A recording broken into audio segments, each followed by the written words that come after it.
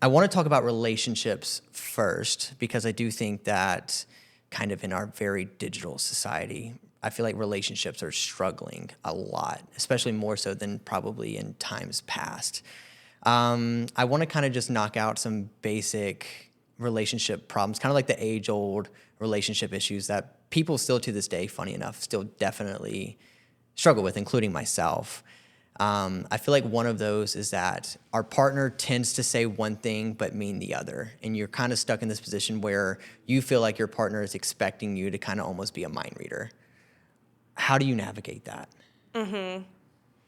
Yeah, I mean, it's challenging. I think most of the time we don't say what we mean. The best way to combat this, because I work with a lot of couples as well, I work with individuals and couples, I think is maintaining a stance of curiosity. And like, what I mean by that is asking open-ended questions, and we're really bad at doing that, right? We're really good at like, are you mad at me? You're mad at me. What did I do? Right? Or like, I can't believe that you didn't do blah, blah, blah. We have a lot of blame language. Sure. And blame language immediately sets our nervous system into attack mode. We feel like we're being attacked, and so then we have to defend. Whereas an approach of like, hey, I'm just kind of curious, like, it seems like something's going on. Like, I want to hear what's going on. How are you doing? Or, hey, like, we kind of had an agreement that this was going to happen. Can you just help me? Like, has it been a hard day? So it's like taking that stance of curiosity and continuing to ask open-ended questions until you actually get to what's going on. And sounds like that's an easy solution. You can just flip a switch and do that. It's not. It takes a lot of practice. Something that I feel like also has kind of helped me is, I learned this from Dr. John Deloney. He always says to love Dr. John Deloney. I'm reading his book right now, life-changing. Which one? I'm reading How to Build a Non-Anxious Life right now. Love it. Fantastic. I loved how he said that we need to start reframing our questions from, we need to be less you and more I. So like, not, hey, you're not doing this thing that's helping me, and more so, hey, I'm really struggling with this. How can we fix this? And why that's important is because it allows you to take ownership, right? Yeah. It's so easy to say, I'm really upset, I have this really big feeling, and that's your problem. Can you please help me fix it? If you'd stop doing this thing, I wouldn't have this uncomfortable feeling. Versus, I want to take ownership of what's happening right here is causing this really big reaction in me. And that's my own feeling to name. I want to let you know how what you're doing is contributing to that, but that's not your fault. I want you to know me better. I want to know you better why you're doing that. It's a totally different approach. Yeah. Speaking of just kind of like these large emotions at play here as a whole, something that I've definitely struggled with in the past is, how do we, if our partner is going through something or dealing with something, or even just like, even to make this a little bit more common, and just like comes home from work, walks through the door, and just like, it's just like, like, how do we not kind of take on those emotions ourselves? And like, I know, now right? you're also feeling what your partner was feeling, and you can't even really help them because you're also feeling like crap at that point. Right, and you just want to fix it, right? Yeah. And I think a big part of that is like, this idea of distress tolerance, where it's like our ability and our capacity to tolerate other people's distress, not only our own, but also others. And so when I think, when our partners come home and or even a friend or a roommate, whoever it is, and they're feeling really upset, it actually causes us to be uncomfortable. And so part of the fixing is not only that we love our partners and we want them to not feel uncomfortable, but we don't want to feel uncomfortable as well. Yeah. And so it really is thinking, okay, how can I, one, regulate my own emotions around this, right? Because that's not really on them. The fact that I'm feeling super distressed now is not their problem. But two, what do they actually need? Like, here's what I could do. I want to just fix the problem and say, well, it doesn't make sense that you feel upset about that. Like, your boss is, he sucks, right? As opposed to, like, usually what people want is just presence. Yeah. Like, they just want you to sit there and hug them and say, hey, is there anything I can do? And usually they're going to say, no, will you just listen to me? Yeah, Emma and I always ask the question before we do anything is, do you want comfort or solutions right now? Yeah, that's great. Great question. And then still just kind of talking about partners here, what, obviously, the leading cause of divorce is finances. What else do you see are kind of like the common patterns and kind of like breakdown in communication between their partners, and kind of like the overall things that people are struggling with? Is it still finances? Is it just like the complete inability to communicate? What are you seeing like from your practice? Gosh, that's a really good question. Finances is still one of the leading contributors. I don't think it's the number one anymore. I feel like at one point it was, or at least I know Dave Ramsey loves to throw that around. So Oh, Dave. yeah, oh Dave. But I assume there's plenty of other problems that, I do think that we still really struggle with just communication as a whole. And it's very shocking to see how poorly people actually do communicate.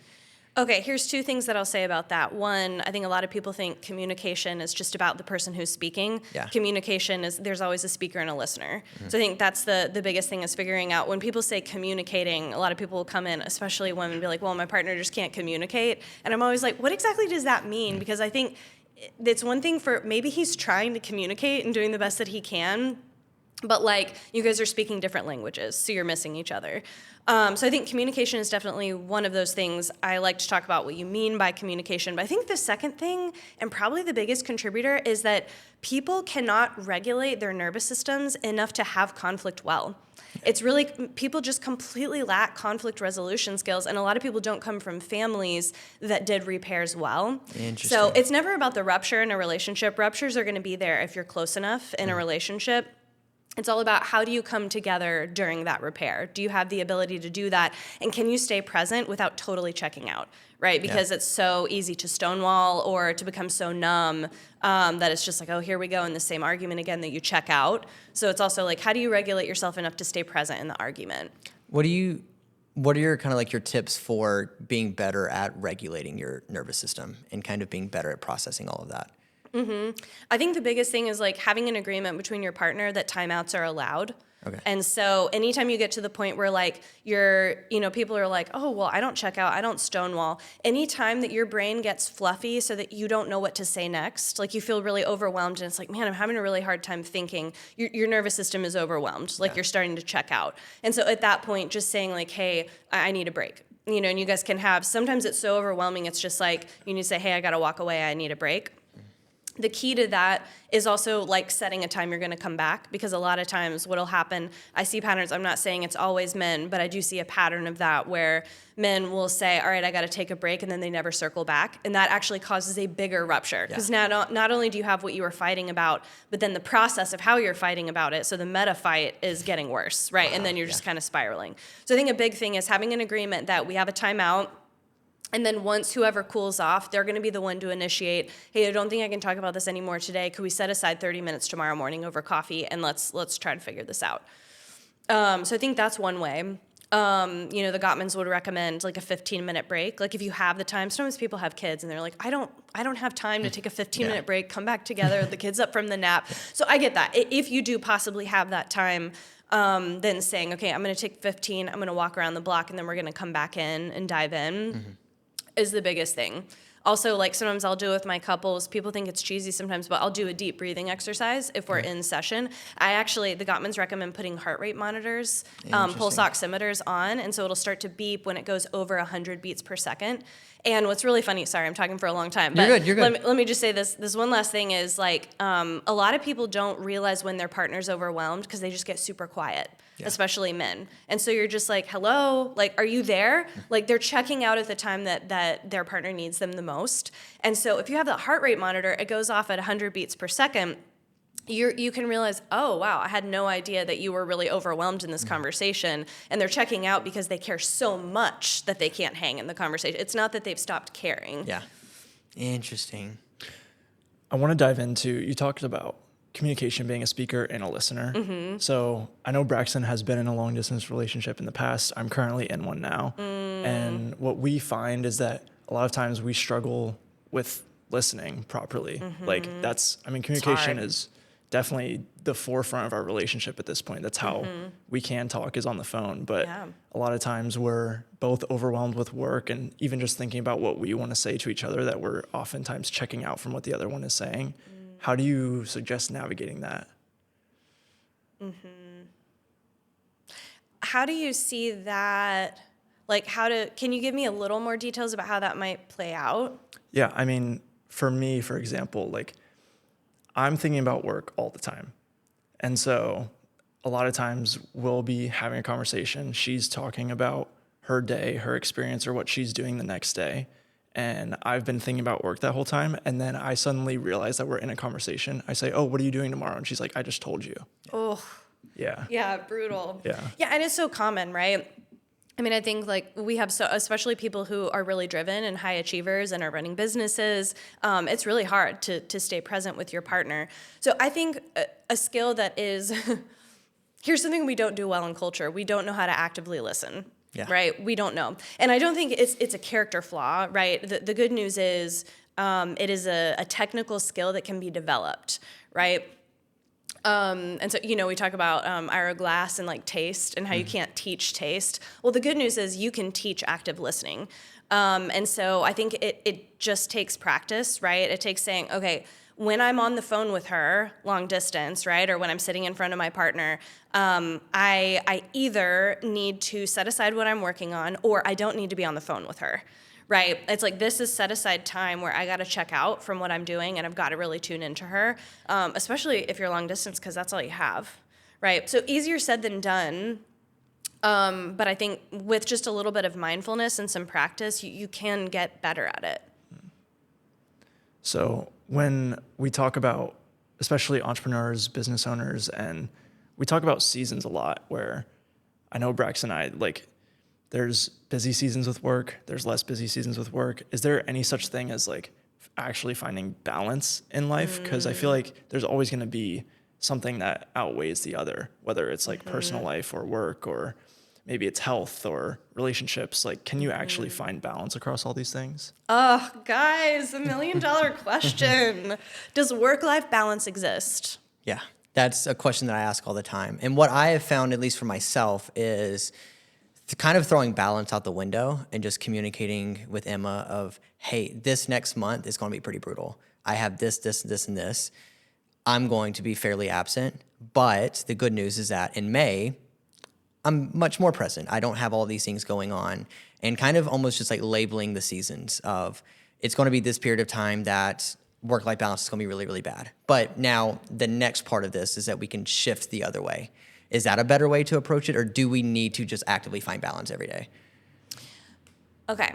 So here's the thing about work-life balance is that I think you're right. I don't know if we ever find the balance. The problem is a season can turn into a pattern of how you do life. Yeah. Right? It's amazing you say, hey, but May is coming up. And so, or in this case, July is coming up and it'll be slower, which July is never slower. Yeah. But, there's some month in the future that's going to be slower. And then you get there and it's actually not. Mm-hmm. And sometimes it is slower technically. Like if you look at your calendar, it's slower, but you've gotten into such a habit of being busy, and it feels really good to be busy because it means that I'm worth something, and it means that I'm being productive and I'm contributing to the world and I'm moving forward, right? It feels really good to do that. Yeah. So I think no matter what season you're in, and absolutely with your partner or whoever, it's important to acknowledge, hey man, I'm really in a season, right? You have a huge video project, you have a screenplay you're working on, you're launching a practice. Those things are really real. I think the key is how do you stay connected to your partner, and how do you continue to intentionally rest even in the midst of those really busy seasons, right? And so I think like resting is really, really hard.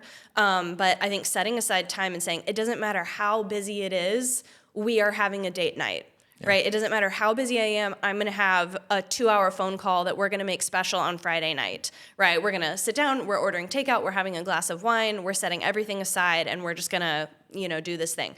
And then also personal rest, right? Yeah. You have to. It doesn't matter how busy the season is. And resting doesn't mean you're less productive, right? It means you're more productive. If you take an hour in the morning and you do whatever you need to do, meditating, prayer, whatever you need, journaling, to kind of center yourself, you're going to be so much more productive that day. Yeah, it's interesting that you bring up like it's hard to rest. Something that we talk about a lot is type A people have type B problems and type B people have type A problems. Type A people just have this inability to rest because all of their self-worth is revolving around how productive they are and what they can do. But people also tend to not care about that because they take the stance of, oh, like, poor pitiful you're successful in life and you have all these things, and the worst problem you got going on is you just struggled to log off of Slack when you're on vacation. Why? That's true. But why do you think type A people struggle so hard with resting? Is it just identity and just having all of your self-worth wrapped up into it? I mean, my hot take on this is that type A people struggle to rest because they don't like themselves. Yeah. Yeah. I mean, I don't know. I don't think it's just that, and I don't think obviously every type A person is like that, but I think they don't like themselves and they never feel like they're enough. Yeah. And so if I can just finish this one more thing, I'll be enough. If I can just do that, and it's never enough. And so you're always like chasing a thing that you can never actually grab. Where does that stem from? Low self-worth. Is that because of childhood, or is that just because of like personality traits, or what is that? I mean, I think a lot of it is childhood, right? And I don't think it's necessarily because you had crappy parents. It's easy to blame it all on the parents. I think sometimes it's just culturally. If you're an oldest child, or you were in a particular family culture or environment that told you needed to do to be enough. And I think our culture says that. I'm about to say Western culture as a whole tends to just have such an emphasis on work and productivity. Brutal. And we also just bring up type A people, type B people, et cetera. There's lots of thoughts surrounding these kind of labels, these personality tests, and we kind of like use these categories to categorize people and how they act and stuff. What are your thoughts on all of these things, like the Enneagram, Myers-Briggs, et cetera? Yeah, I mean, Enneagram, Myers-Briggs, type A, type B, oldest child, what do you call it? Birth order theory, all of those things. They're just tools. If it's helpful to have those labels and helps you empathize with yourself and others, great. If it feels like it's like boxing you in and you don't feel like you can, it's like, I don't know, putting unhelpful labels, or like you said, like creating an excuse for bad behavior, then toss it out.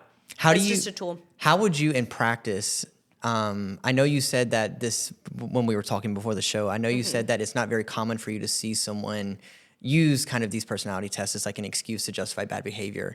But I'm curious, just out of curiosity, like in practice, how would you manage that with someone? Like if you're sitting there in the chair and they're saying all these terrible things that they do, and they're like, well, sorry, I'm an Enneagram type 3. Like, oh, well, like how would you manage that with that person? Like, do you just like be straight up and like, hey, actually you just suck? Or like, how do you manage that?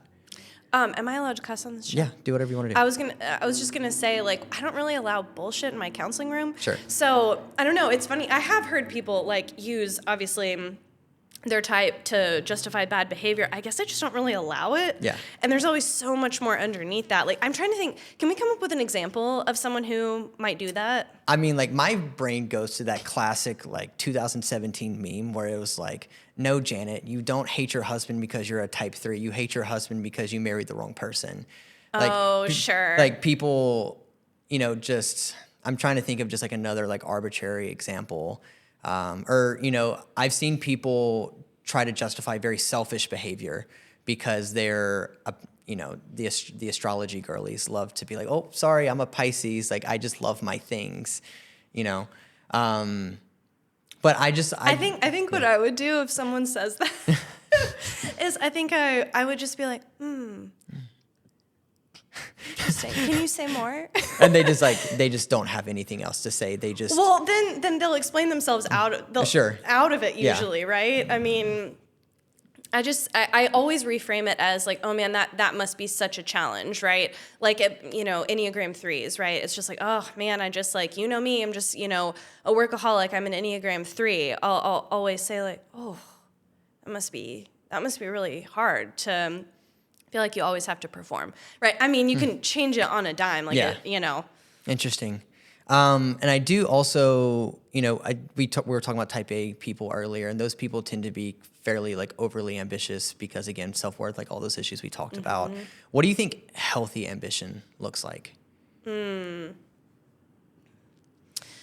Yeah, I like to differentiate between I'm working really hard because I want to matter and I want to be enough to the world and to myself and to the people around me, versus I have a standard of excellence and I want to put great work into the world, right? It's motivated by something very different. And of course, the line is blurry and you can't do that perfectly. But I think even just the mindset shift, checking in with yourself, man, why do I need this project to be perfect, right? The premiere tweaking, when is it done? When is it enough?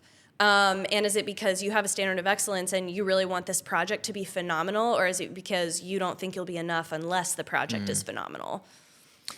And what you kind of just said kind of brought up a thing that I know we've talked about a lot on the show before. You kind of talked about like, is it just like this kind of like selfish endeavor, or are you having all this ambition to try to affect others and help people out and stuff? Something that I talk about a lot is I feel like a lot of issues in society stem from the fact that people don't have any sort of outsourced purpose. They don't have anything in life that's bigger than themselves. You know, I see a lot of people, they're either completely lost altogether, or they kind of substitute any sort of potential outsourced purpose in their life with kind of self-sourced. Like they are just, everything is just me. And they just kind of almost isolate themselves because they're just like focused on themselves. And I almost feel like that's kind of like the easy route out, in a sense of, because it's easier to almost just access yourself rather than go out and try to find a purpose bigger than yourself, if that makes sense. Do you agree with that people need something bigger than themselves? Yeah, I mean, I think a ton of meaning comes from, especially in work, comes from, are you a Ken Coleman fan? Yes. Okay. I like Ken. Yeah. Okay. Well, Ken Coleman talks a lot about, like, a lot of what a profession is finding a problem you're excited to solve for other people. And so I think, like, finding, it's really rewarding when we're solving a problem for someone else. And every profession is that, right? Yeah. Accounting to filmmaking to whatever. And so, yeah, it's always greater than ourselves. Obviously, that can cross a line into all I care about is others, right? But, yeah, it has to be. I mean, it becomes very unfulfilling if it's just about ourselves. What are kind of like the warning signs that you see with someone who's kind of using work as either an escape or an excuse or some sort of like mechanism to just kind of cope? Like, what do you think are some of the warning signs that people should look out for? Yeah, well, I work with a lot of highly ambitious couples because I work with a lot of creatives and people in the entertainment industry. So couples come to me because they have a unique problem, right? They're actors, they're whatever. They're going to be gone for 8 months out of the country. And so sometimes that's just the nature of the job. And so they have to figure out like how to stay connected. But your question is more about like warning signs of when they're using work.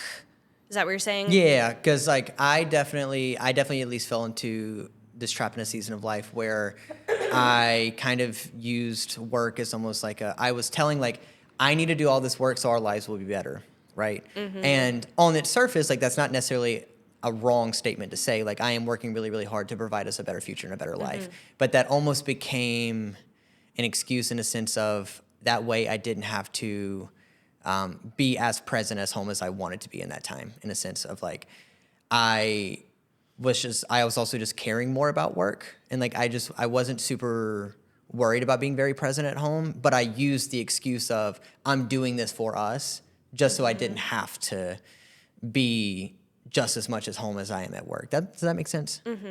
Why were you doing that? Well, for me, it was, we just did an episode where we kind of talked about just like kind of where I come from and stuff. And like I moved here from Mississippi after I paid my first month's rent and stuff, I had $102 to my name total. And then I just worked all hours of the day, had this long distance relationship. We get engaged. And then within a year of me moving here, we got married, still didn't have any money.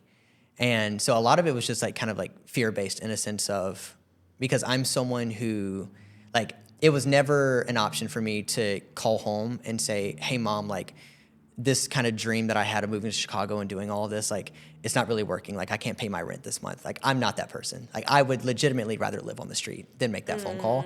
And so in my head, it's do or die. Like I'm like, Emma, if I don't make money this month, like we're gonna be on the street, because I'm definitely not calling home and asking for help, you know? So at least for me, it was very much like fear-based in a sense of like, I gotta make something work almost. And just kind of used as an excuse when looking back, I probably could have been a lot more present at home than what I was. Yeah. Yeah, that makes sense. I think I'm struggling with like what the warning signs are, because I feel like the warning signs just are like being a workaholic and working all the time and feeling like that's what's going to give you worth. But I think like what's key to that is the fear, right? It's like what's underneath the workaholism is like it's a scarcity mindset. It's a fear that You're going to have to run home with your tail between your legs. It's a fear that you're not going to be able to do all the things you said that you were going to do.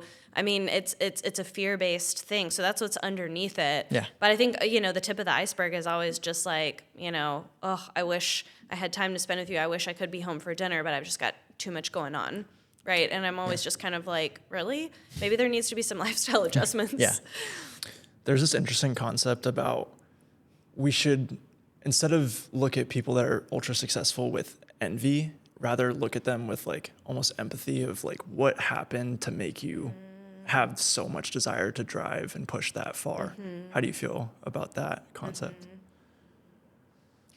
Yeah, it's a good question. I mean, it's different for every person. But yeah, it is interesting. I mean, my question always in all these highly successful people is, how did you get that way, and like, why does this matter to you? I mean, I think some people are highly successful because they sort of tripped into it. Like, they're incredibly talented, they had a lot of luck, a lot of opportunity, and they're really driven.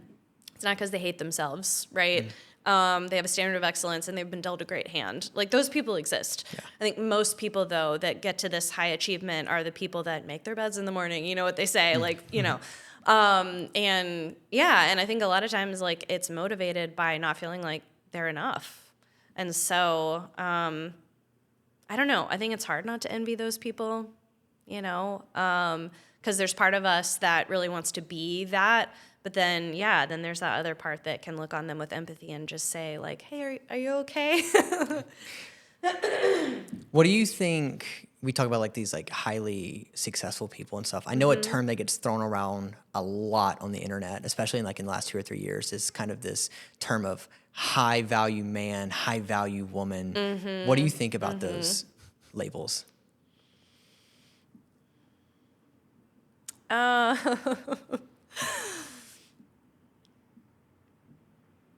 Okay, can I answer this question 2 ways? Yeah. I'm going to answer this like as a friend and a woman, and then I'm going to answer it as a therapist. Sure. As a friend and a woman, I say I love those labels. Yeah. Right? I love the idea that we can look at someone and put value on them, but I don't view it as like, it kind of depends on what we mean by that. If we're talking about someone who's like hot and successful, then like that's not cool. Like, even as just like a friend and a woman talking to you, like I don't think that that's cool. But talking about high value, I think about like emotionally healthy. I think about someone who's driven and assertive, both men and women, right? People who are emotionally present, people who are regulated, who are going to therapy, dealing with their feelings. Like, that's what's a high value person to me. And I'm like, yeah, absolutely. Like, let's talk about what that value is, though. Like, what does high value mean, right? And as a therapist, I would say, oh, let's not use those labels. So those are my honest thoughts about it. This is kind of off topic, but this question just popped in my head when you talked about that. How do you balance differentiating between those, like, as a therapist? Like, how do you differentiate between what you as like a friend or a woman would say versus what a therapist would say? Well, I want to say, like, I do pride myself on, I really do try to be authentic in all the contexts I'm in. Sure. I don't want a client to see me out and be like, wow, that's a totally different person. Even the way that I dress and everything, like, I just want to be authentic. And sometimes I'm more authentic than maybe the average therapist would be. Like, I'm not a blank slate. Who you're talking to now is who you talk to in the counseling room. That being said, there's a directness that I can be with friends that I can't be as a therapist, right? As a therapist, I'm going to be more supportive. Tell me what you think. I'm going to be helping them form their own values, do value-based living according to theirs. And, a friend, I might be a little bit more direct, like, be like, what are you doing? Like, this is not a good idea. He's just not a good dude. Like, we don't need to explore this any further. He's just like, why are you with him? Right? So I can be a little more direct. That being said, I'm also sometimes direct in the counseling room. I think I just spend way more time because I'm seeing them once a week for an hour, and so I can spend a lot more time. Sure. But I think, like, the person of who I am is going to be the same no matter where I go. I just might be a little more delicate in the counseling room because it's my job to be a little more neutral, and I don't have to be as neutral with friends. This is taking a step back to what we were talking about earlier, but how do you feel about dating apps? Yeah. As it stands right now in 2025, 60% of long-term relationships start from dating apps. So this has changed radically in the past 10 years. It used to be that the primary form was, you met in the neighborhood, you met at church, you met in your community. We're talking back with, our grandparents. this has radically shifted now. Number one way people meet is through dating apps, and I believe the second way people meet is through work, and then third is mutual friends. I'm pretty sure. Is that that sounds about right? Yeah. Okay. It might be flipped on the second and third. So, I mean, the reality is we can't toss the baby out with the bathwater because, like, a lot of people are meeting and having successful relationships there. There is what a lot of people talk about, the 80-20 rule. You guys familiar with that? I'm not. Where 80% of women are interested in 20% of men. Oh, okay, yes. That from adolescence. I don't know if that's totally true, right? Obviously, that's like an obscure, like, pop culture thing people are talking about. I do think on dating apps it's true, right? 20% of men, if they present really well, you kind of have to be within a certain level of attractiveness, are the ones that perform really well. If these guys were met in the wild, you know, the way that they walk, the way that they talk, the way that they present themselves, women that are in that 80% would be very interested in them. Yeah. So I think sometimes, and I think that goes for women too. I don't want to say that's just a man thing. I hear a lot of it talked about with men. So I mean, we can't get away from the fact that dating apps are successful, but are they also really damaging and just not for some people? Absolutely. Yeah, because like something we were talking about the other day on a different episode was, I find it crazy that I know Hinge does this. I don't know about the other apps. I'm definitely not on the apps. But I know Hinge like will allow users to sort by height, which I find to be crazy. Like you talk about like the 80-20 rule, like how many people out there are like, like I'm just like not dating someone who's 5'7", 5'8". Like I'm putting 5'11" plus. Right. What do you think about that? Well, I mean, have you guys seen the trailer for Materialists? The movie that's coming out? It's so good. She's a matchmaker. Can't wait to see it. She talks a lot about, you know, she's a matchmaker. And so you see even just in the trailer that people are obsessed with numbers, how old they are, how tall they are, all these different things. And I think we have to talk about what's actually a deal breaker and what's not. And I think a lot of people in dating app culture, there's all these deal breakers. And I think it causes us to like not meet people that if we met them in the wild, like we would be really interested in. I think age is one of those things. I think height is one of those things. I think there are a few women who just say, I just legitimately am not attracted to a guy that would be shorter than me.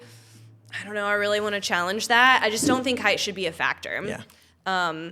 Same with age. Same with like long distance. I don't know. That's my hot take. I think we make too many things a deal breaker that really shouldn't be. Sure. I think that also, I feel like we're starting to kind of swing back the other way, but I know last year, like, ick culture as a whole was just like at an all-time high, and just I feel like I couldn't catch a break.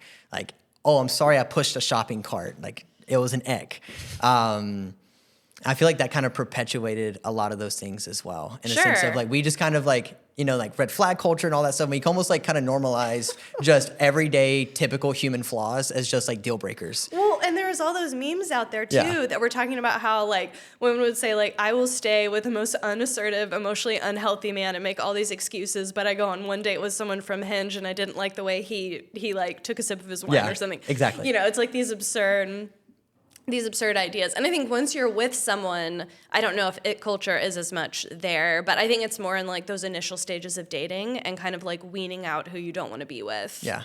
You also bring up age, and something I'm curious about is, do you see a particular, or maybe I ask this first, what do you think is like a healthy age gap and what's too much? Because I feel like kind of just like as a culture as a whole, obviously, the age gaps when we're younger get smaller. Like someone who's 19 and 18 isn't that big of a deal. But if one's like 22 and 18, you start to question some things. But like, for example, like my parents, obviously they got married later in life, but there was like an 11-year age gap between my parents, you know. Do you think that there's an actual correlation between age gap and relational success? And what do you think about just age gaps as a whole? Yeah, and it's so culturally like motivated too. I mean, there weren't now legally, I think, I don't need to be spouting legal jargon, but legally I think there's something about like a 16-year-old can't date an 18-year-old or a 19-year-old. So there's like certain laws that didn't used to be there that I think are really helpful. I mean, I think that they should be there, but let's kind of take off the table a minor. Yeah, absolutely. Let's say like we're an adult. Let's say that we're 19 and above. There's actually a rule. Part of me wants to look it up because it would be a really good soundbite if I look it up. Okay, so culturally, when we think about like what would not be frowned upon, like what could we in general see as an age gap and be like, oh, okay. There's actually a rule that's half your age plus 7. Half your age plus 7. Okay, I'm terrible at math. So, for example, if there's a 40-year-old man and a 40-year-old man could date half their age plus 7, so 27 would be the youngest that a woman could be, where people wouldn't think that it was weird, right? And so, like, the older you get, the bigger the gap can be. Yeah. So that would be, like, kind of what pop culture would say would be acceptable. And I think I would generally, like, abide by that. I don't think that age needs to be a factor, but obviously it's like within reason. Like I think a 30-year age gap is crazy. But I don't know. Is that just my perception? I don't know.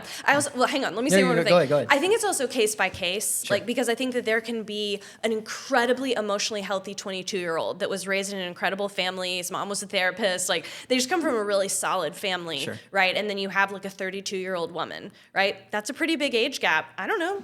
Kind of depends on the situation. Maybe it could work. And then you have a 42-year-old man, right, and a 32-year-old woman, and he's the most emotionally unhealthy person you can imagine. So they shouldn't. So I don't know if it's as much about the age gap as it is like maturity level. And it's hard to find a really good maturity match. Yeah, I was about to ask, like, would you agree with you should probably date more so in terms of phase of life and less specific age number? I think phase of life, but honestly, like, I just think like a good intellectual and emotional match is really important. I think going for that even more than anything else. Yeah, stage of life is always going to be helpful, but there's so many barriers. And also, what do we mean by stage of life? Sure. You know, are we talking about, like a 22-year-old that just got out of college with a man who's divorced with 2 kids? Yeah, that's going to be really hard. Did you guys meet your partners on dating apps? No. Okay. Wow. Yeah. I'm not a great. Neither of us have ever been on dating apps. No. Wow. Okay. And how old are you guys? I'm 24. I'm 21. Oh my gosh. Wow. That is crazy. Okay. Yeah. I did not know you guys were so young. Yeah. We came up in me and Emma were actually just talking about this the other day, is that we came up in a very interesting time where we came up post-internet, but pre-apps almost. I'm also not the best sample, probably because I also grew up in the South, where small town, like me and my wife Emma, we grew up a 5-minute car ride from each other. Wow. Like I went to preschool with my wife. We have actual photos in my mother-in-law's house of us standing like side by side. You guys are an anomaly though. Sure. That's not. Yeah. And where did you meet your girlfriend? At work. At work, of course. Yeah. Number 2 way. Yeah. Wow, that's crazy, guys. But I will say, like, social media definitely played a part. Like, Snapchat was really big in the South. So largely, Snapchat was big everywhere. Or sure, yeah. So that definitely played like a huge part in our communication, at least, of like when you're like going through that talking stage and stuff, like you're Snapchatting a lot, you know? So like that definitely played a part, but definitely no apps or anything like that. Okay. Yeah. Okay, man. Good for you guys. It's not like, oof. It's rough. I have one more question, and this might be a little personal. Not personal, but it's definitely like could be a heated topic. But I'm so interested in this concept. I love it. I feel like when we see these relationships, like I know the big one in pop culture right now is like Bill Belichick, like the former coach for the Patriots. He's now the coach at North Carolina. He's like a 70-year-old man, and he's dating like this like 23-year-old Instagram model. And we see these like extreme age gaps in relationships. I could so be generalizing here and being very ignorant, but I feel like it's pretty easy to assume why a man would get into a relationship like that, especially that kind of demographic of man in that generation. Be her grandpa. Yeah, literally. But I've read about this social theory of hypergamy, and hypergamy says that women will always tend to try to level up either by status or monetarily when it comes to a partner. Yeah. What are your thoughts on that? It's kind of primal. Yeah. I think it's like there's that like the men, this like protector provider thing that happens, and for women it's like, who will care for my young? Sure. I think there's something really primal there, and like we're very evolved and we've changed so much, and I don't think that men are only trying to do that. I don't think women are only looking for that, but there is something that's kind of hard to escape that's like in this woman. It's like no matter what, it's like, are you also gonna like match me or exceed me? Like can you take care of me? Yeah. Even if really technically the women can completely take care of themselves, there's still this weird thing that's kind of like in them. And oh God, don't put this on social media. Just I'm totally screwing myself. You're good. You're good. It's hard. Like it's hard in culture to start to talk about what is definitively a man thing and what's definitively a woman thing. But there are some things, and so I think I'll stand by that. There is some primal stuff there. Yeah. Call it evolutionary, call it whatever you want. Yeah. There's something very primal in men that want to take care of a woman and initiate, and there's something in women that they want to be taken care of. I think the way that plays out and the way that looks in different relationships is very creative, and I don't think it means that a woman can't be successful and take care of herself. Yeah, absolutely. There's like an emotional component to it. But do you think in those kind of like extreme examples, like I said, like Bill Belichick dating like that 22-year-old chick, however old she is, do you think that's just hypergamy at play? Do you think that's like a self-worth thing? Like why would someone that young like want to date someone like that, honestly? Well, my question for him is like, why aren't you seeing her as like a granddaughter? Yeah. Like, why has she become sexualized for you? She's 22. Yes. She shouldn't even have been considered as an option. Mm-hmm. Like, this should be like a shepherding, mentoring, like building you up as a child, I don't know. I don't know what's going on. That's honestly a great answer. I'd love to talk to her. I don't know. Yeah. I don't know what's going on. I just like always find it fascinating because like I do think it's easy to kind of fairly generalize on the male side of like, like even like with like Leonardo DiCaprio, like there's that joke of like once women turn 25, he breaks up with them and stuff. I've just always found that concept interesting and just why. Really quick before we move on, do you think that there's anything to be said about maybe like once you get into a successful relationship, men and women. What does successful mean? Successful as in like, I know my relationship is successful currently. I've been in past relationships that weren't successful. Mm-hmm. But what's defining that? My desire to stay in the relationship. We are defining success as, do you like your relationship? Yes. Totally. So in that situation though, both me and my partner have changed kind of in the direction of like what you're saying is more primal, where like in the past I've been someone that I was always like, me and my partner are both going to work. Like I'm not going to marry a stay-at-home mom. Now the only thing I want is for my partner to be a stay-at-home mom and like not have to work. Like I want to take care of her. And I think that that's because I like her to this extent. Like this is the one for me.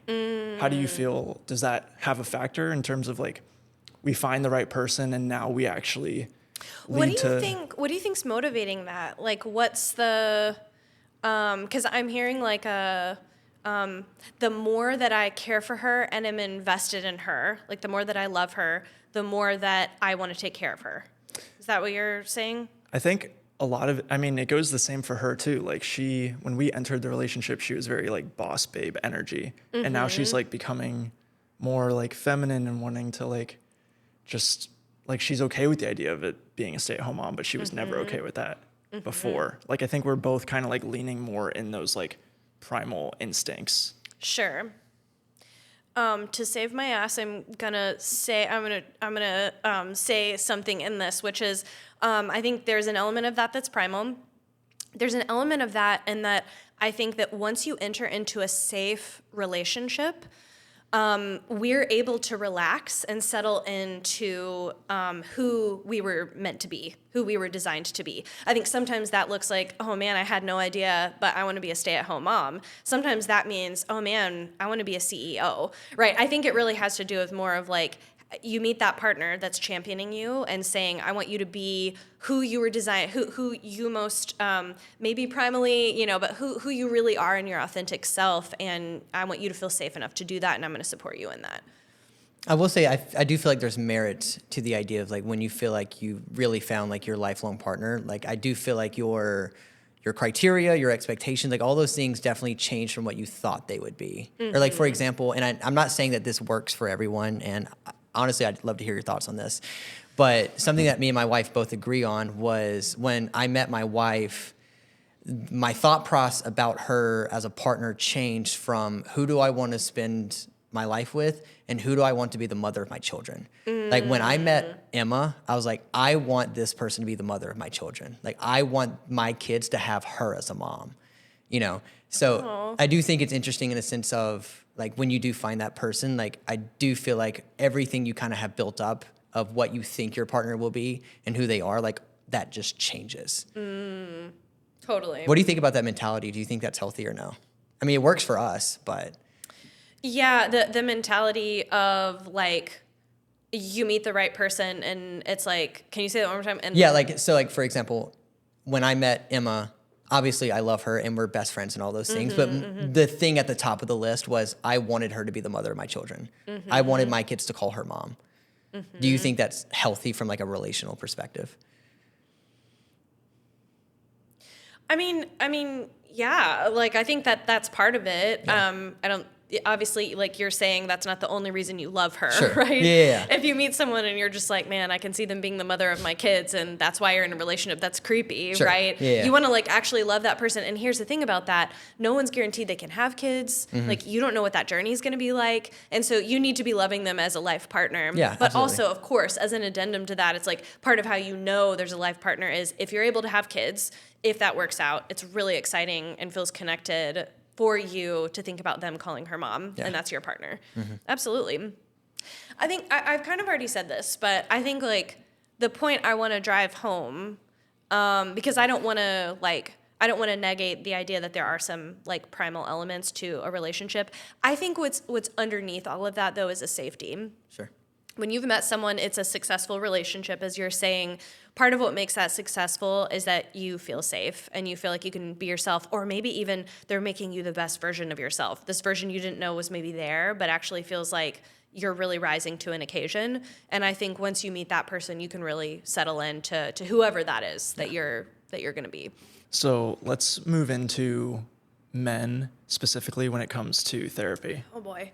So I am pretty sure neither one of us have ever gone to therapy. What? No, I've seen a psychologist once. What? Yeah. We are entering into men's I know. Health Month. You guys are doing a podcast. What are we doing here? Let me defend myself. And this is We did go to therapy. We started a podcast. We are the stereotype. this is not gonna help in my defense, but I don't have health insurance either. Okay. So I would have to pay I out of understand pocket, that. and I'm like, I'm okay. It's an accessibility thing, yeah. I get that. And I'll just go lift heavy weights and figure it out. Okay. I'm going to need to stop you right there. The gym is not a substitute for therapy. Yeah. And let me tell you why. Because that's not an uncommon sentiment, this idea that, like, I'll just go to the gym or I run so I don't have to, or, you know, there's a friend that has a shirt that says, Pure Barre is my therapy, you know, whatever. Yeah. We got a lot of jokes about that. People really like, especially men, like going to the gym because it's pain with purpose. Yes.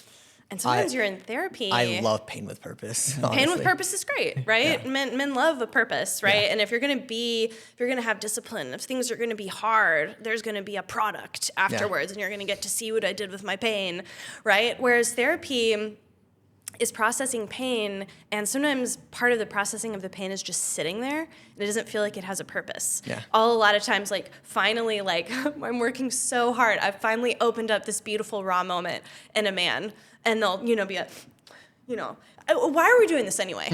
You know, it's just like, no, we finally got there, right? You're having a moment where you're naming the feeling. It's so regulating to name a feeling, right? We have these big feelings all the time, and a lot of times with men, they have two feelings, right? They're either angry, frustrated, or they're doing fine. Yeah. Or they're doing okay. I'll be like, hey, how are you doing?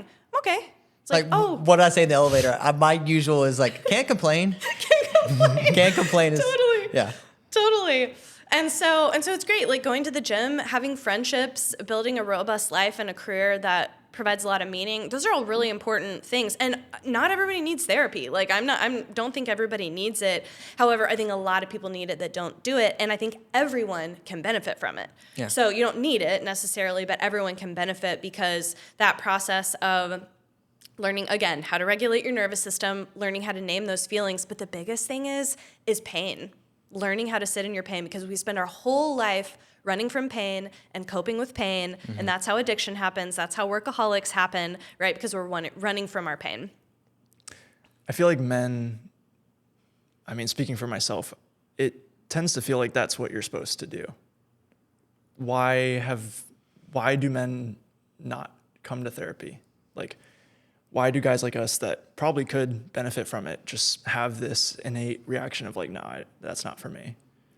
Well, I could ask you that question, but what I hear a lot is that, men are not used to relationships where they have to be vulnerable, and vulnerability terrifies them because it hasn't been handled well in the past. It's actually been really embarrassing. It brought up a ton of shame, and feelings actually have brought up a lot of shame in their family culture. So thinking about like going to that for the express purpose of naming their feelings and experiencing shame feels like weakness.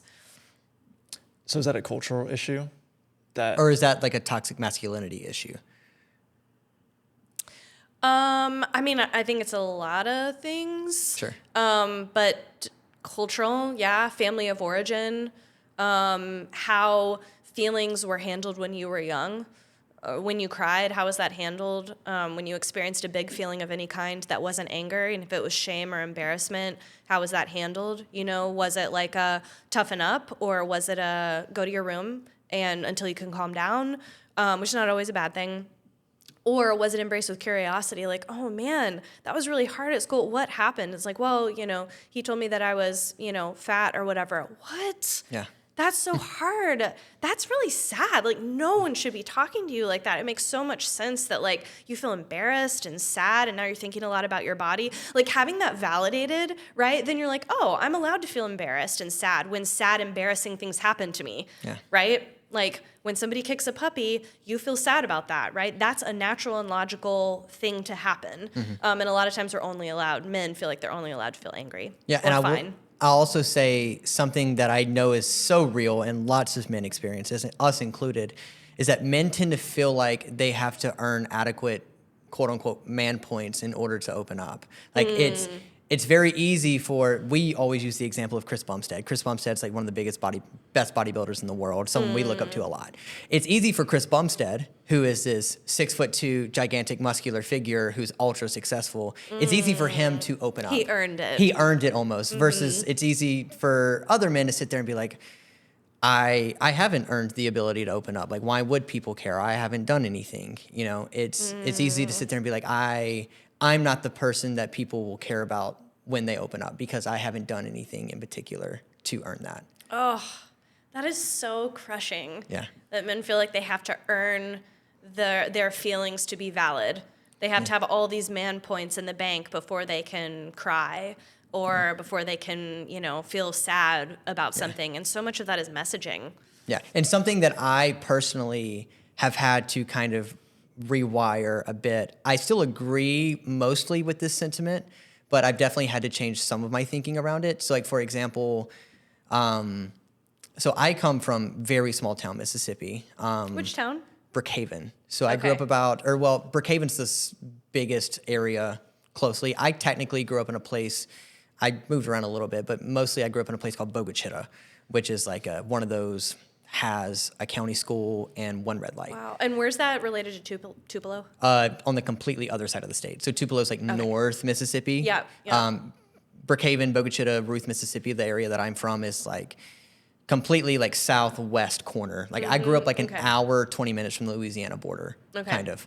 And I grew up in a very rural area. There was like less than 35,000 people in my entire county, really.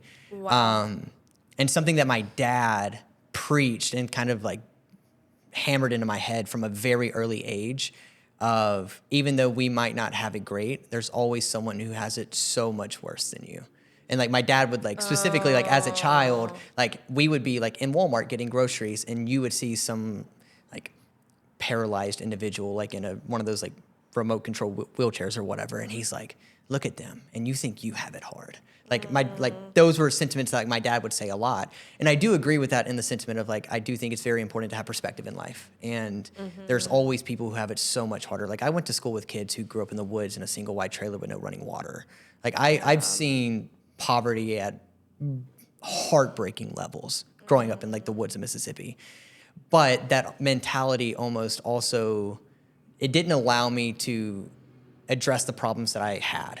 Because like I would notice something that's going on personally, and I'm like, yeah, like that's not worthy of a solution because I've seen and know all of these other horrible things that go on in life. Like who am I to address my anxiety because I grew up with people who didn't even have food. The one meal they got was at school, and it was the free meal that the state gave, you know. So I think that kind of ties into this whole like men feel like they need to earn the ability to open up. And it's also one of these things where men probably also tend to feel like their problems aren't worth addressing because if they're not dying, then you're alive and you're okay, you know? Yeah, I call it the struggle Olympics. Who's allowed to struggle? Yeah. Right? Who struggles more? What feelings or experiences are allowed to make an impact on a person? Yeah. And you know, it's challenging because there is always someone who has it better and someone who has it worse. Yeah. That's just how it goes. But then the question is always like, okay, so if you are someone who like has it better in a variety of like key sustainable ways, does that mean you're not allowed to have feelings about things? And it's really invalidating. It's important to have perspective, but it also can be really invalidating. Yeah. Because then you're never allowed to address your own anxiety. People will also say like, oh man, there's people starving in a third world country. You know, you have it so good. One, that's absolutely true, and that is a problem. Like we're not going to act like that's not a problem. You also don't live in a third world country. Yeah. So you can go live in a third world country and make yourself suffer more, or you can. That's a problem to be solved. That's definitely something to pay attention to. However, like, you also are someone who's allowed to have feelings in your context. Yeah. Right? There's contextual issues here, and you're allowed to have anxiety too.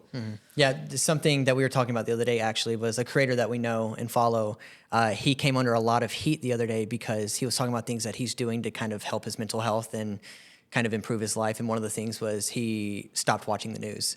He just turned it off altogether. Like he just like couldn't handle it. And the comment section is just filled with, oh, must be nice for you to be able to turn your TV off and not have to address the news. Meanwhile, it's outside my window, you know, like, yes, terrible things are happening, but also is me watching the news actually helping anything at all? And me having this crushing anxiety of all of these things, like, is that actually moving the needle forward in any helpful way? Like those kind of contextual problems. Yeah. I think people as a whole tend to view empathy as kind of this like zero-sum game. In a sense of not only do people have to struggle just as much as the opposing group has to win, in a sense. I think that probably also plays a lot into kind of like the gender divide that we have going currently is that, you know, post these kind of like anti-patriarchal grammar movements, you know, like I feel like for a while, like, and not saying that any of this wasn't justified, but that group of people had to then suffer just as much as the other group got to win, which I feel like is kind of sad. We're getting into it now. What do you think about that? What would you like for me to comment on? Any of it. There's a lot going on there. Yeah. I just said a lot of different things in one sentence. Oh my goodness. Yeah, help me dial this in here. Well, help me.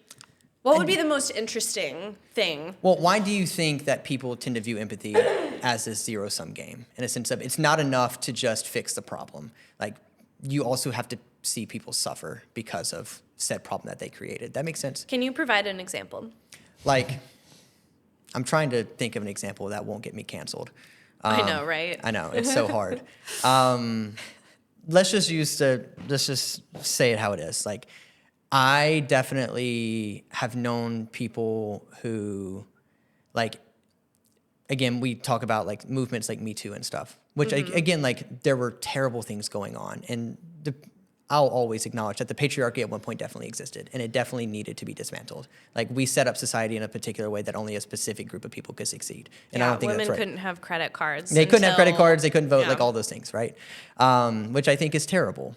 But once we started to address those issues, and societally, we have changed a lot over the years, right? We now have studies that show that women between the ages, I believe it's like 24 to 18, are now out earning young men. Yeah.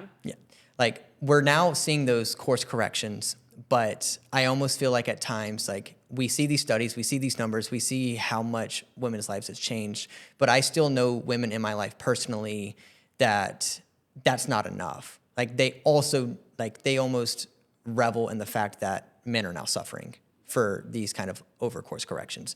Young men are now at alarming rates, are not getting their driver's licenses. They're not leaving home. They're not earning any stable income. You know, we talked about like those primal issues or primal things at play of like women also want a man to succeed. But like, it's not enough for these women to also, like, it's not enough for the problem to just be solved. Like, okay, we've kind of addressed patriarchy in a way. Women now have a lot of opportunity. The wage gap is getting smaller by the day, but like, that's not enough. Like, they almost have to still contribute any sort of problem in their life to men, and they have to see men suffer for it. That makes sense? And I say all this anecdotally because I'm just talking about like the women that like I know in my life that still feel that way. So you feel like women, the women that anecdotally you've heard from, are reveling in the fact that men are suffering because of maybe this idea of how long women have had to suffer, and so now men deserve to suffer a little bit. Yeah, and I'm using that. Have. I'm using that just as an example because like the larger question at play is just, I think as a whole, as people, we tend to view empathy as a whole as kind of like the zero-sum game. That like in a sense of like it's not enough to just be, you know, we can't just like everyone win. Like someone has to win and someone also has to suffer. That makes sense? Someone has to win and someone also has to suffer. Yeah. I don't know. I don't know if I have a lot to comment on this. Sure. I'm so sorry. I don't know if I have a well-formed answer for this. I think here's where I'm getting tripped up. I've experienced women's commentary on men very differently. Sure. So it's like I'm trying to like enter into your shoes and be like, okay, what would it be like if like there was an experience where it seemed I have heard so much more from women and who women want men to be and like what their dreams are for what that balance would look like. Yeah. So it's hard for me to like, I don't know. I haven't experienced empathy as a zero-sum game. Sure. I think that's why I'm getting tripped up. Okay. So not that that's not valid. I think I just am not. Sure. Well, then tell me your experiences and what it has been, because I do think it's very important that we also see the other side of it. I think a lot of the societal and issues that came from all of those different movements, anti-patriarchy, Me Too, et cetera. Like, I do think a lot of the issues just stem from the fact that neither party was willing to listen to the other side. Right. And so finally there was kind of a demand. Yeah. It was like, we're not tolerating it anymore. Yeah. So so what have your experiences been for you? Okay, I don't know exactly what the question is, but I have something that I'll say. Sure. Cool. Kind of cool. in regards to this. I think men get a lot of messaging when it comes to the dynamic between men and women about what not to be. Yeah. Right? You shouldn't be toxic. You shouldn't be this. And so I think something that like I would love for men to know, right? If I could have men know one thing, it's we don't want less of you, we want more, right? We want more. We want more of your presence, right? Yeah. Someone who's truly present, authentically, listening, attuned. We want someone who is assertive. And I'm not just talking about in a dating context. I'm talking about like as brothers, as fathers, as, you know, as like a community of people. Like women need men. Yeah. We do, right? And I think the messaging to men is we don't need you anymore. We make more money than you. You know, we pay all of our own bills. We don't need to get married. You know, we don't need sex. You know, there's like all these things of like what we don't need. And so men end up feeling discarded. But the truth is women really need men. We need you guys so much. I think that plays a huge part of what I was trying to say earlier was in a sense of like that zero-sum game that I was talking about was like it wasn't enough for women's issues to be fixed. It was also we have fixed the issue and we don't need you. Like the problem's fixed. Like we now can go be whoever we want to be and we can go do all these boss babe things and we don't need you. Yeah, which is just not true and comes from pain. Yeah. You know, I hear that and I'm like, oh, I want to talk to, you know, that's so true though. I mean, I hear it all over. And I've experienced it myself. You know, there's a certain level of like, man, that was really painful. I don't need you. I'll do everything I need myself. I'll make sure that I build a life where I don't need you. Yeah. Right. But that's coming from pain, and that's just not true. Right. In the same way men really need women, women need men. Yeah. Right. And I think the question is like, well, what does that look like, right? Because there are some things that we really do not need, right? We don't need the objectification. We don't, you know, there's a lot of things we don't need, but there's a lot of things that we do that men uniquely offer. Yeah. So why are so many men feeling so isolated? Even if there are relationships or friendships or whatever, I feel like more than ever men are feeling isolated now. Well, I mean, that's obviously a huge question. Like, I probably am not going to be able to answer that huge question. Yeah. But I think a big part of it, you know, there's so many stats on male friendship. I think I saw that in yours. I also have some stats on that, but how much it's gone down since 1990, and how men used to have 6. The majority of men could say that they had 6 close friends. Yeah. Now, do you have the stat on that? So the stats I have here, in a research study conducted in 2021 found that 15% of men claim that they have no close friends, a staggering 12% increase since 1990. A study published by Inquimendo in 2023 found that majority of men ranging from older millennials to Generation Z agree with the statement that no one really knows me well. In the same publication, a majority of men stated that they only have 1 or 2 close friends in their area that they feel like they can confide in outside of their family. That's this kind of the stat that I have here. Yeah, absolutely. And what's crazy is not only is there a decrease in like male friendships, but even the friendships they don't feel like they're receiving emotional support from them. Sure. So a lot of men report that the only place they actually receive emotional support is in their romantic relationships. Well, we're not in romantic relationships until way later now, right? It's really, really hard to find a partner. And so that's challenging, right? Because and I think it goes back to what we're talking about, right? This whole weakness idea, not feeling like they can express their feelings. I'm sure on this podcast we don't want to talk about porn. We can, yeah. I mean, I think porn is a huge contributor, but the digitization of society, and that's not just a male thing, but men tend to run to video games and porn. Absolutely. Women tend to go to social media, and that kind of becomes the Achilles heel of both of them. And so I think there's also a sense of men of like, well, we don't need women. Like, I actually feel more in control when I'm watching porn, and I don't have to worry about pleasing somebody else. I don't have to feel inadequate in the bedroom. It's almost easier just to avoid it altogether. It's so easy. Yeah. I don't even, and a lot of it's motivated by shame too. It's like when I'm with an actual human woman, right? Experiencing intimacy, whether it's emotional or physical, I have to experience the fact that I might underperform, and that is crippling. Yeah. It's crippling to men. Whereas, you know, when they're using porn, they don't have to underperform. It's great. Yeah. Yeah. I also think it's interesting that you just talked about that men aren't receiving emotional support in their friendships and are only getting it out of their romantic relationships, which is something that I honestly haven't even really thought about. But I feel like probably a compounding factor here is that also men are just in romantic relationships less and less. Like another stat here I have is that a 2022 Pew Research Center survey found that 6 in 10 men under the age of 30 are single, nearly double the rate of women at the time. The Inquimendo study found that roughly 1 in 5 men are either not looking for a relationship or unable to find sexual partners as a whole. So not only are we not receiving emotional support in our friend groups, and we're only seeking it in romantic relationships, but also men are finding themselves in romantic relationships even less so than ever before. So then you're kind of like in this like negative feedback loop where you're not getting emotional support from anyone at all. Totally. Man, sorry, these statistics just like make my stomach hurt. Right? It's like, it's kind of visceral. It's really hard to hear. And I think it's easy to get into a spiral of like hopelessness. It's just like you hear these stats and it's like, yeah, well, what can we do? Yeah, what can we do? Society is crazy, you know? And so I think like it's kind of a question of like, well, where's the hope in this? Yeah. So yeah, I don't know. I don't want to. Well, I do have a hot take there, I love hot takes. I have a super hot take there, and I've seen other people online that agree with this, but kind of the hot. Is this going to get you canceled? Probably. It's okay.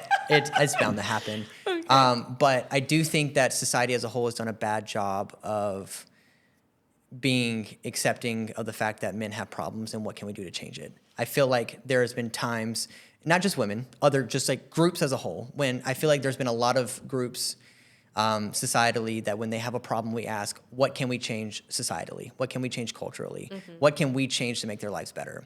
But I feel like when men have a problem, we ask, what can men do to fix the problem themselves? Name a problem. Like, for example, like the classic one is that there was a study that got a lot of controversy last year or the year before, where it said that by a survey, they found that men need 2 men's nights a week in order to feel emotionally stable and supported and feel like they have a community.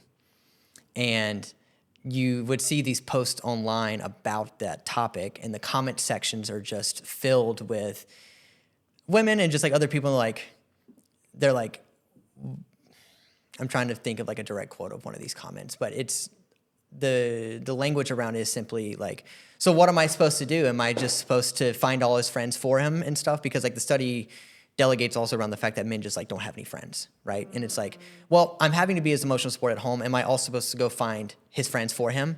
Am I supposed to just take care of the kids while he goes out with his buddies twice a week? Like, it must be nice. I wish I could go do that and stuff. And so like society kind of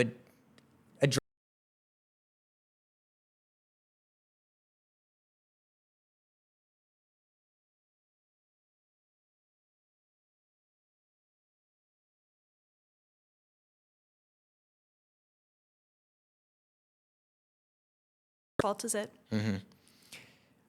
how do you think men in particular, because I do think men definitely do play a role in the sense of like we do need to start solving these problems ourselves. Like we do need to start addressing these problems. Like we can't, I feel like as men it's very easy to kind of play the woe is me card of like, just like, well, frick, like my life is just over, like whatever. Yeah, there's nothing I can do about it. Yeah. What do you think that men can start doing in order to like take the action themselves and start making those first steps in terms of start making those friends, start taking agency in their life as a whole? Yeah, I mean, gosh, this plays into so many, like all these things are so connected, right? Like when we talk about like work-life balance and being a workaholic and being motivated by shame and like all of these things come together. And I think a big part of it is like we don't really have any space for this. Like in the same way that like you're having a long distance call with your girlfriend, it's really hard to stay present with her because you've got all this work stuff going on. It's hard to make space or to feel there's enough value in an in-person men's night. Yeah. Right? It's hard. I mean, and I think it's hard for women too. Like I don't think of this as a gender thing. It's just hard to feel like there's any space whatsoever. I mean, imagine you have 3 kids at home. Imagine a mom or a dad saying, I need an entire night a week where I need to leave all the responsibility to you and I'm going to go hang out with my friends. That shouldn't be a big deal, but it is. Yeah. It's a really big deal. It's a huge burden on the people and on the person who's staying at home. And so there has to be an agreement of like what the priorities are. But when it comes to like practically doing it, I think men are going to have to a lot of times like take the lead, like if they really want that. And a lot of times I think the burden falls to women. They're seeing that their spouse really needs community, but he's not doing it. And so it just feels hopeless on their end. But I mean, I don't know. It's not hard to shoot a text and say, do you want to grab a beer? Yeah. Which I think men as a whole do struggle with just like taking the first step and reaching out. Like we talked about this the other day of like neither one of us as friends, we do a terrible job of like trying to interact outside of work either. Yeah. Like I can't tell you the last time I've messaged Cyrus and I'm like, hey, like you want to like go grab a bite to eat or do you want to watch the game tonight or something? Yeah. Like we just like don't do that. We see each other at work, we work together all the time and we almost chalk that up as that's enough. You know what I wonder? I experienced something really cool. So as a therapist, we do this thing called supervision, which means that consultation, which means that we get together in a group and we talk about our cases. So we'll talk about our clients. Everybody will kind of contribute. And it's amazing. It's like a wealth of wisdom. I know this from, have you watched the show Couples Therapy? Yeah. Oh, I love Dr. Orna. It's great. I adore her. Yeah, it's great. Continue. So I got together my class over for a brunch. It was a class that I graduated with, all therapists. We hadn't seen each other in 2 or 3 years. I think it's been 3 years. And we all sat down. We had a brunch. We had a meal together. We sat down, and the question actually was, why don't you talk about what it's been like to be a therapist for the past 3 years? Not what's your most challenging client, or let's bring it up and break down the case and the theoretical orientation. What's it been like? Everyone was crying. Every single one. Wow. Men, women. all around sharing what it had been like to be a therapist. And so sometimes I think talking about like the process of what it's like to be in our life, I mean, what if you got a themed group of video producers together and just said, we're actually just gonna spend this time talking about like what it's been like, personal and professional challenges of this job. Everything's on the table, like talking about how it's impacted your romantic relationship, how it's impacted your self-worth, your friendship. We're just going to talk about the process of what it's like to do what we do, right? Or it could be something else, but like choosing a theme, you're going to have to get to know each other that way. And it can kind of be faux professional. It's like, let's talk about how hard it is to work. But someone has to be the first person to lead, right? The first person to go in that circle went really deep and really personal. And I think the impact of like, oh, okay, is that what we're doing? Mm-hmm. Oh, okay, we're allowed to talk about our marriages and how like you guys almost got a divorce last year. That's intense, right? And like so somebody has to lead. Yeah. Somebody has to make the vulnerable choice to say, this is the tone of our meeting today. So when it comes to men specifically, I know for myself, it's hard to be vulnerable in the sense of we have these like, maybe it's past traumas or whatever that could be addressed, but a lot of people, we talk a lot about when there's an experience early in life, you can take two different routes. You can be the victim, or you can turn it into progress and success and forward momentum. Mm-hmm. I know for myself, a lot of my like reasoning around not ever addressing issues is like, it has given me the edge. Oh, that's so good. I'm glad you're bringing this up. Sorry, I want you to finish. Yeah. Yeah. So what do you think is a way to address someone like that uses their past as the edge and doesn't want to lose the edge, but also You're talking about men being more vulnerable? 100%. This is amazing. I'm so glad you brought this up. I think it all comes down to motivation and how you're talking to yourself and how you're being a friend to yourself. And let me explain what I mean by that. You can see a really successful person, let's just say someone who's rich and famous, right? An A-list actor. And we have no idea what's motivating that. It could be motivated by, you're a piece of shit, you're never going to be good enough, you weren't good enough for your dad, you're never going to be good enough. You got to prove to those people in high school. See, you made something of yourself, right? That could be the motivation, or it could be, we have a standard of excellence, this is really challenging. Do you need a break? Like, do you need to rest a little bit? Okay, what do you need right now? Okay, let's dive back in. This is really, really hard, but you can do really hard things. Man, you're incredible. Okay, that project you just finished, let's celebrate that. Let's pop a bottle of champagne, right? There's a totally different way. You can be the same high achieving person, but it's motivated by something totally different, right? It can be motivated by, I really have to prove myself because I'm a piece of shit, right? And I got to prove to myself I'm not a piece of shit and everybody in my past, right? Or I really love myself. I'm going to take really good care of myself and I'm excited about doing really good work. And I want to be the best that I can within reason. Sometimes that means, right, it could result in being just as high achieving. It could result in you not having, you're not at a level 10, you're at a level 8, but it's coming from a place of wholeness and a healed person. So you're now not just doing a great job in your work, but you're also enjoying your life. And you can get to a level 10, you've got the edge, you're the best in your field, but you hate your life. Right? Your relationship's suffering. You don't have any friends. It's like, okay, well, good job being successful. You hate your life. Yeah. You know? So it's all about compromise. I'm not saying you can't have the edge, but I think my question always for people is it coming from a whole healed self? Do you have the edge because you hate yourself or because you like yourself? So what's then a practical step to moving in that direction? Yeah, I think two things. One is a mindfulness practice of like starting to acknowledge, how am I talking to myself? And I have a lot of men that say like, oh, I don't really talk to myself. Like I really do have times where I'm just really not thinking about anything. And I just am always like, I don't think that's true. I think you just don't know I just don't think you're tuned in to what you're thinking.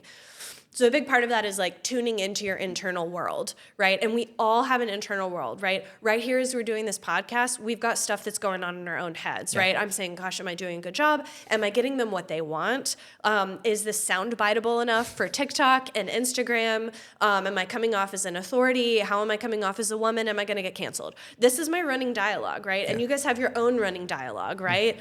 Okay, how are we going to be able to use this? I've got a lot of stuff coming up. I got to call my girlfriend. I have to go to the bathroom. There's stuff happening all the time, right? Yeah. A lot of it is like, how am I coming off, right? There's so much image stuff. Like, what does this person think about me? And so I think it's tuning into our internal world and becoming fluent in our internal world. What am I thinking? And then once you know what you're thinking, you can start to have some agency around how you talk to yourself. That's really hard though. Yeah. That's the work. And that's a lot of what the therapy work is too, is it's rewiring your brain because what we say to ourselves repeatedly is what we come to believe. Yeah. Right? So what you believe about yourself starts at a mindfulness level, checking in, what am I saying to myself? How am I attuning to myself, and how am I going to talk to myself after that? Obviously, men go to therapy less than women. I have a stat right here that says nearly 1 in 4 women received any mental health treatment, 24.7% in the past 12 months compared to 13.4% of men. Men are going to therapy less. They're getting mental health treatment less. So when a man ends up in your office, I assume it's probably a pretty brutal problem. Well, it's really funny. I've ended up with a lot of men that end up in my office, and I'll say, what do you want to work on? And they're like, well, I don't really know. My wife just thinks that I should come to therapy. Sure. So there's something going on in their romantic relationship, and they don't want their wives to be mad. And so they'll come into, or their partner to be mad. And so then I'll say, okay, why does your partner think you need to come into therapy? Yeah. And then we'll start there. So that's like one section of like partners that think that their dude should come into therapy. And then it can be really acute issues. It can be like panic symptoms. They're having panic attacks. Yeah. They're going through a breakup. They feel really like disillusioned or numb in their career. I do, as you know, I work with a lot of creatives, entrepreneurs, entertainment professionals. Yeah. So a lot of people that are feeling stuck. There's a lot of issues that come with like dual roles and finances. Sure. And so I don't know. It's a host of issues. I wouldn't say it's always acute stuff. I mean, sometimes it is, sometimes it's not. A lot of people will come in for career professional reasons, but that's rarely what's actually going on. Yeah. It's like, oh, I feel stuck in my career. No, you feel stuck in your life. Yeah. I got one more question, and this is kind of like a selfish question. Okay. This is something that I have tried to, I feel like I'm pretty good at self-reflection, but this is something that I've never been able to workshop myself. I'm someone who, when it comes to their friends, I'm someone who's a very like quality over quantity approach. I do not have many friends. I have like 3 people that I know, 3 to 5 people maybe that I know I could call, and they'll do whatever I ask them to do, right? Yeah. And I'm the kind of friend who would, for completely my detriment, give everything I have to my friends. Like, I'm the kind of friend that if Cyrus called me later this afternoon saying that he was in kidney failure and he needed a kidney, I'm at the doctor's office getting my blood work done to see if I'm compatible within the hour. And I mean that in all sincerity. Yeah. Like, that's not a joke. Like, I really would. I wouldn't even call Emma, truthfully. Like, it's not the best thing. Sure.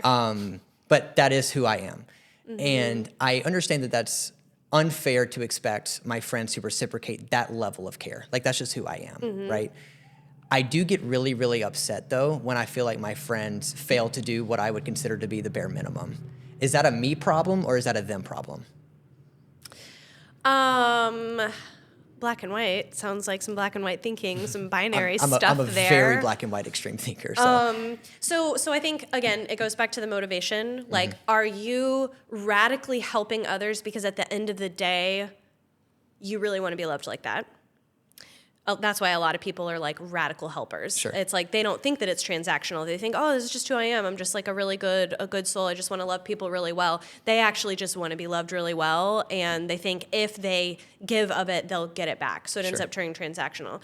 Some people truly are just like they have the gift of helps, and they're pouring from a full cup, and they don't have expectations for others. But I think most of the time, if you're one of those like helpers and you're giving really radically, and then you get disappointed that other people aren't loving you the same way, a lot of times that comes with, well, why were you helping? So why were you giving your kidney in the first place? I think people like you are a gift, though, so I want to be like careful about that. I don't think that it's always motivated by like negative stuff, but to every like beautiful gift, there's a shadow side, and so it's always just kind of looking at like what's that motivation there. Sure. This is a way bigger conversation. I wish that we could have more time to talk about this because we'll have you back on or something. I have a lot more to say. Sure. Absolutely. And actually, like, people who lean towards codependency and like people pleasers is actually one of my specialties. Like it's probably more than 50% of my caseload. Wow. So I love talking about it. I'm sorry that we don't have more time to like get into that. No, we'll definitely have to bring you back on because there's a lot of things we didn't even get to touch on ourselves either. Totally. So, but we appreciate your time. Seriously. Yeah. It's been so great. Yeah. Great. Happy to come on any time.